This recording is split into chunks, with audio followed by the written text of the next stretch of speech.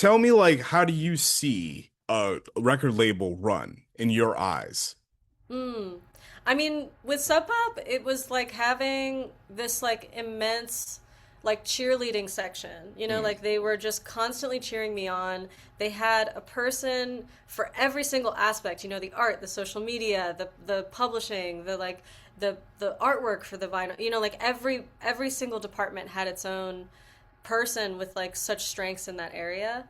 So it was so easy to just be the artist in the mix, and like I would just make the music and hand it over, and it would all happen like really seamlessly. So I think, you know, honestly, I think the whole model is shifting in a way because even the people who have been doing it for years don't really know how it's done anymore. Like I think that like everything is kind of changing. So being open to like for instance with this record, I did everything that I thought a label should do. I got press, I got radio, and I mean in the end the budget went so quickly that it was just like, oh yeah, this is such a money pit, but it's all kind of luck, really. Like whether people hear it or not, whether it catches or not is really kind of random. So I just put as much of it as I could of myself into it, and I mean, hopefully it'll pay off. But labels in the end, I think, are just this like admin team that really, because there was so much admin that I had to do, you know, all right. of the like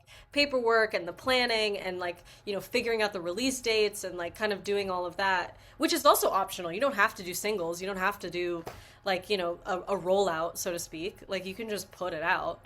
But Yeah.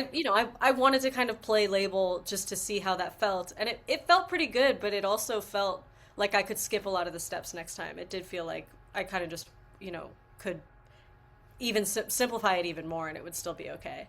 Yeah. So, yeah, a lot of experimenting. And with what I've learned from working with labels, it was nice to have kind of the knowledge of like where we've been, but I feel like where we're going is like a little bit different. So, in a way, yeah. What would you do? Like, what will you skip? Like the next time you put out a record in this way?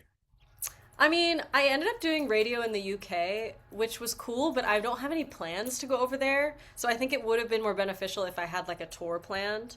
Right. Um, and then when it comes to press, I was just really, I'm really curious how people are like receiving press at the moment. You know, like music blogs and stuff. Like, are people looking at them anymore? Is that how people are finding out about things and like getting information? I was a little bit like, you know, because a lot of times the websites or blogs, they'll just post the press release, which is just what you wrote, and then they'll post it. And sometimes there'll even be like typos in like the headline. You know what I mean? Like a lot of it feels a little bit AI, a little bit lazy, a little. It was just like, yeah, I don't know. It was an interesting aspect of it. So I just feel like everything's in flux right now. But I mean, Yeah.